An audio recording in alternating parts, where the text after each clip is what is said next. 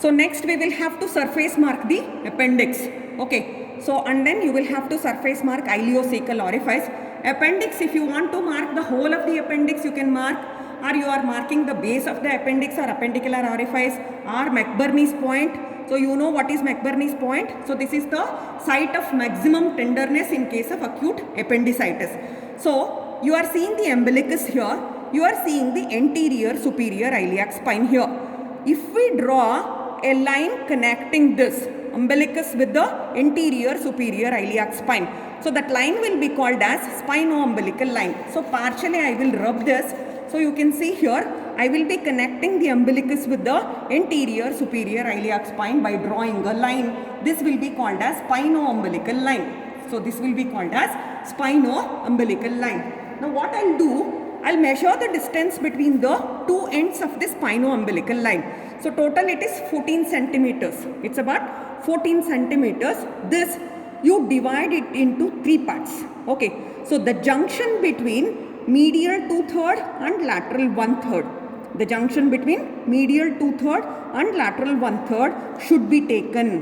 So if you carefully observe the junction between medial 2/3 and lateral 1/3, so it is almost coming below the your transtubercular and right vertical plane. Can you make out?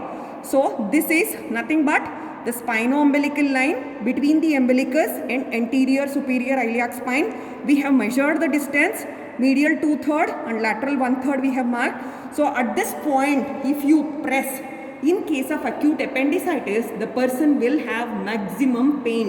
So this will be the point of maximum tenderness in case of acute appendicitis. So that is nothing but your McBurney's point, the junction between medial 2/3 and lateral 1/3 of the spino-umbilical line. Okay, so this is about McBurney's point. So if we have not marked any plane, then also it's okay. So locate only anterior superior iliac spine and the umbilicus, measure the distance, divide it by 3. Okay, so medial 2/3 and lateral 1/3 you mark the point. So this is done. So next is, so the ileocecal orifice. So you have to mark the junction between the ileum and the cecum, the last part of the small intestine as well as the cecum. So here, this is your transtubercular plane. This is your right vertical plane. The junction, now I'll rub this spino-umbilical line and McBurney's point. So here, the junction between the right vertical plane and the transtubercular plane, so this point, so where I have made the circle, so this is nothing but your ileocecal orifice. This is nothing but ileocecal orifice. So to draw this, definitely you will have to draw right vertical and then the transtubercular plane. So this is your ileocecal orifice. Then, how to mark the base of the appendix or appendicular orifice? So what you are supposed to do, you draw the right vertical and then the transtubercular plane. Okay, so which marks the ileocecal orifice, go 2 centimeters below that. So 2 centimeters below that if you mark a point, so this point where I have put this into mark, so that is nothing but the orifice of the appendix. That is nothing but the orifice of the appendix or opening of the appendix in the cecum. So this point was ileocecal orifice. Go 2 centimeters below that, this will be the orifice of the appendix. Now from the orifice of appendix, so here you draw 2 points 1 centimeters apart here.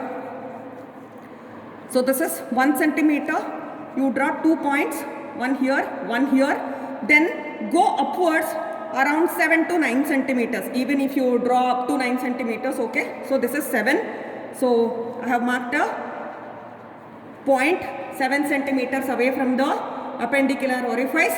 Now taper this. Join the lower 2 points with this single point what you have drawn above. So this will be nothing but your appendix. So retrocecal appendix, the one which will be lying behind the cecum. So retrocecal appendix. So this will be the appendix. So this you are supposed to draw. Okay. So appendix